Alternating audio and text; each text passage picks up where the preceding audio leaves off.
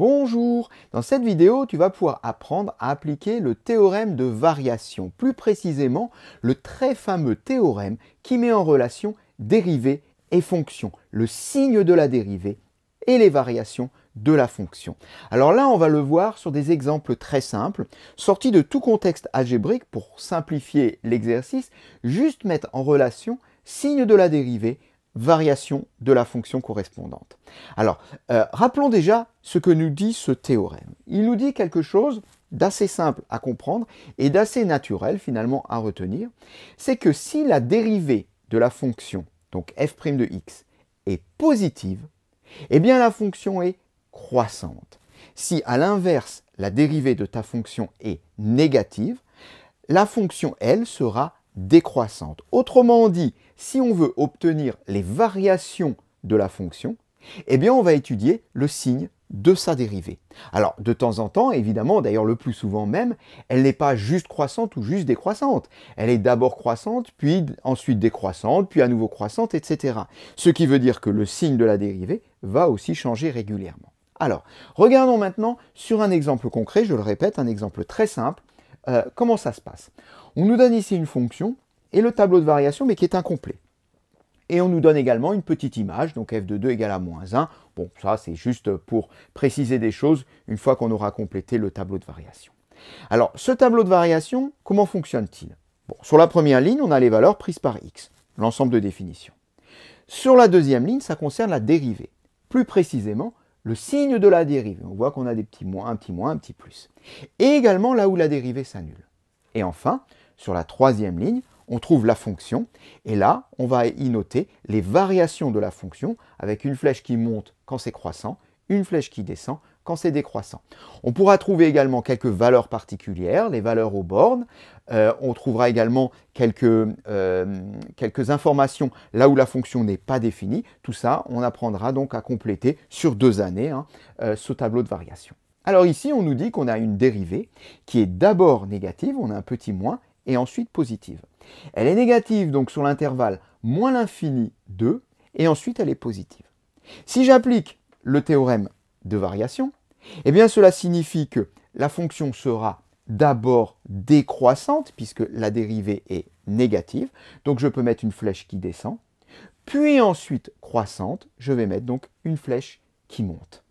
On a là donc déjà récupéré très rapidement, on le voit grâce à ce théorème, les variations de la fonction. On pourra dire la fonction f est décroissante sur moins l'infini 2 et croissante sur 2 plus l'infini.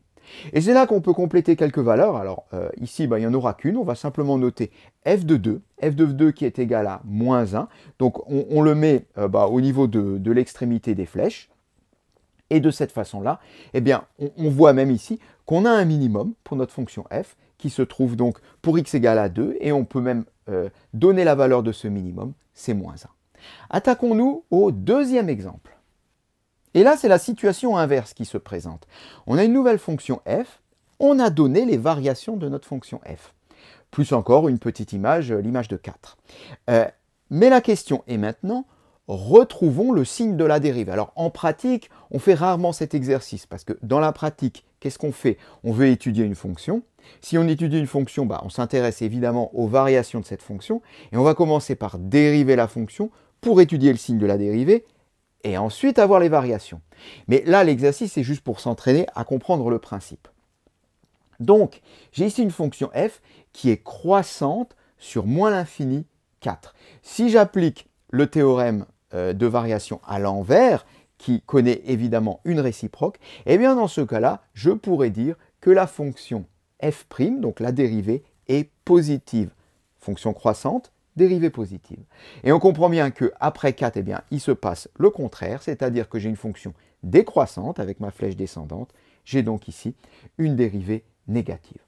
On complète encore notre tableau de variation par l'image de 4 qui vaut 3, qu'on peut mettre donc à l'extrémité des deux flèches. Et de cette façon-là, eh bien, on reconnaît le maximum de la fonction f qui est égal à 3, et ceci en 4. J'ai oublié de parler tout à l'heure du petit 0 ici qui se trouve donc sur la ligne de la dérivée. Eh bien, là où la fonction change de variation, donc d'abord croissante, ensuite décroissante, ça veut donc dire que la dérivée change de signe, on le voit bien, d'abord négatif, d'abord positif, ensuite négatif. Donc si elle change de signe, forcément, pour changer de signe, il faut passer par 0. C'est pour ça que, eh bien, c'est justement en 4 que se fait le changement de signe.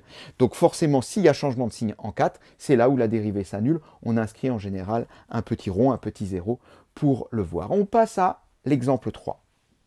Et alors cette fois-ci, on se retrouve avec un tableau de variation qui est quasiment vide, hein, puisqu'on n'a ni la ligne pour f', ni la ligne pour f, mais par contre on nous donne la représentation graphique. Ce qui fait que l'exercice va être très simple si on sait lire graphiquement les variations d'une fonction. Alors ici donc on a une fonction type fonction trinôme, hein, donc une parabole, et avec les branches qui sont tournées vers le bas. Donc on peut lire graphiquement que cette fonction est d'abord croissante, puis ensuite décroissante. Ce qui veut dire que dans le tableau de variation, on peut mettre une flèche qui monte et une flèche qui descend.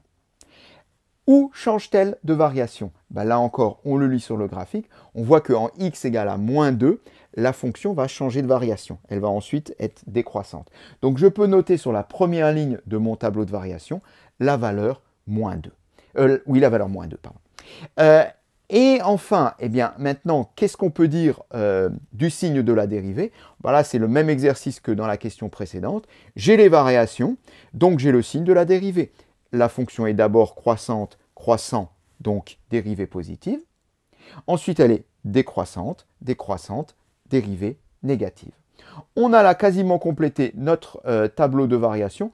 On pourrait quand même mettre la valeur du maximum, puisqu'on peut la lire également.